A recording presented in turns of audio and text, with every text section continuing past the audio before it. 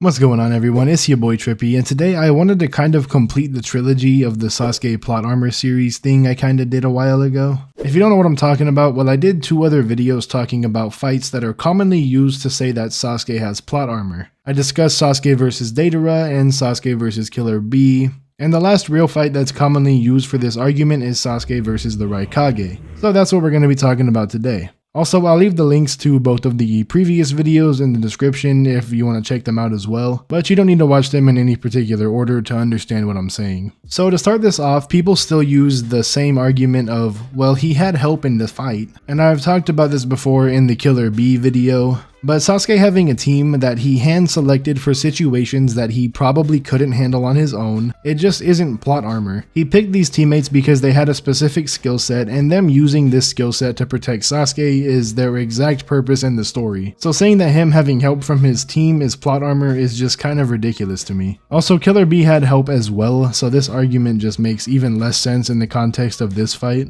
Another less talked about argument that I have seen that makes absolutely no sense is people saying, oh, out of nowhere he just has a Susanoo? Yeah, he's progressing his MS, which granted him access to the Susanoo. This was already established back when he fought Itachi, and when we saw that Itachi had a more advanced form of the Susanoo. So Sasuke having the early stage of the Susanoo, that being the Ribcage, is perfectly in line with the plot and what was already established in the past. Like, I don't know how this is plot armor. Now, for the main reason I believe this fight is so talked about in the Sasuke plot armor argument is when Gaara saved Sasuke from the Raikage. And this argument also makes no sense if you actually paid attention to what happened. Gaara wasn't saving Sasuke, or at least wasn't saving just Sasuke. He was also saving the Raikage. A was pretty much diving straight into Sasuke's Amaterasu, which we see does substantial damage to him, even through his lightning cloak. He had to cut off his arm because there was no other way of stopping it from burning him. At the very least, I would say that this fight was probably going to end up in a draw or with Sasuke winning in the end due to the ribcage protecting him. That is, if Gaara hadn't showed up. I just don't understand how this could even be considered plot armor in the slightest. It just makes no sense in my mind. And just to cover some minor things that are brought up as plot armor from the same arc real quick, one of them is Sasuke being saved by Obito from Inoki's particle style. I briefly talked about this before in an old CBR list video that I did, but why would Obito not save Sasuke here when he has plans for him going forward? Sasuke was essentially Itachi's replacement in the Akatsuki, so when he saw that Sasuke had no way of getting out of this situation on his own, he saved him and revealed himself to the other Kage. It wasn't plot armor, he just had future plans for Sasuke and needed him alive.